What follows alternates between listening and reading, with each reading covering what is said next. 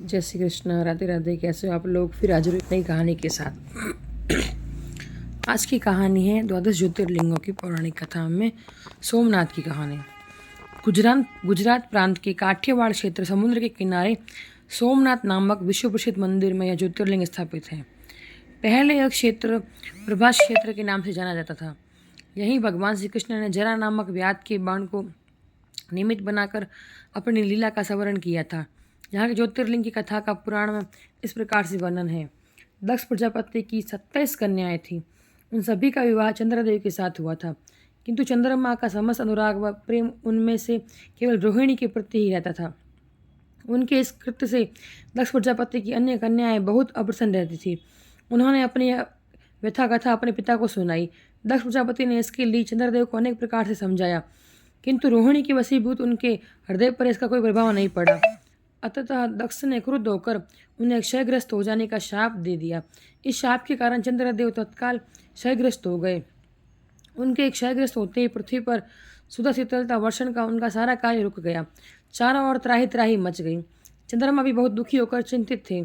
उनकी प्रार्थना सुनकर इंद्रादि देवता तथा वशिष्ठ आदि ऋषिगण उनके उद्धार के लिए पितामह ब्रह्मा जी के पास गए। सारी बातों को सुनकर ब्रह्मा जी ने कहा, चंद्रमा अपने शाप विमोचन के लिए अन्य देवों के साथ पवित्र प्रभास क्षेत्र में जाकर मृत्युंजय भगवान शिव की आराधना करें।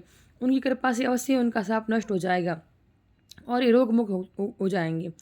उनके कथानुसार चंद्रदेव ने मृत्युंजय भगवान की आराधना का सारा कार्य पूरा किया। उन्होंने घोर तपस्या करते हुए 10 करोड़ बार मृत्युंजय मंत्र का जप किया। इसे प्रसन्न होकर मृत्युंजय भगवान शिव ने उन्हें अमृतों का वर प्रदान किया। उन्होंने कहा, चंद्रदेव तुम शोक न करो, मेरे वर से तुम्हारा शाप मोचन तो होगा ही साथ प्रजापति दक्ष के वचनों की रक्षा भी हो जाएगी।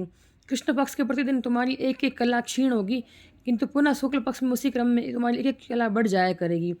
इस प्रकार प्रत्येक पूर्णिमा को तुम्हें पूर्ण चंद्र तो प्राप्त होता रहेगा। चंद्रमा को मिलने वाले इस वरदान से सारे लोकों में प्राणी प्रसन्न हो उठे।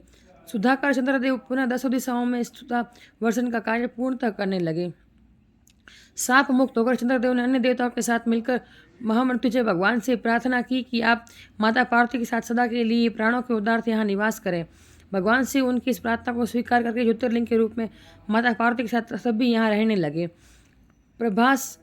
पावन प्रभास क्षेत्र में स्थित इस सोमनाथ ज्योतिर्लिंग की महिमा महाभारत, श्रीमद् भागवत तथा स्कंद पुराण में विस्तार से बताई गई है। चंद्रमा का एक नाम सोम भी है। उन्होंने भगवान शिव को अपना नाथ स्वामी मानकर यहाँ तपस्या की थी, अतः इस ज्योतिर्लिंग को सोमनाथ कहा जाता है।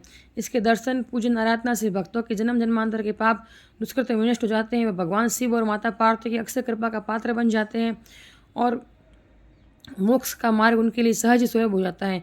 उनके लौकिक परलौकिक के सारे कृत्य समय में सफल हो जाते हैं। बोलो सोमनाथ भगवान की जय। जय श्री कृष्ण।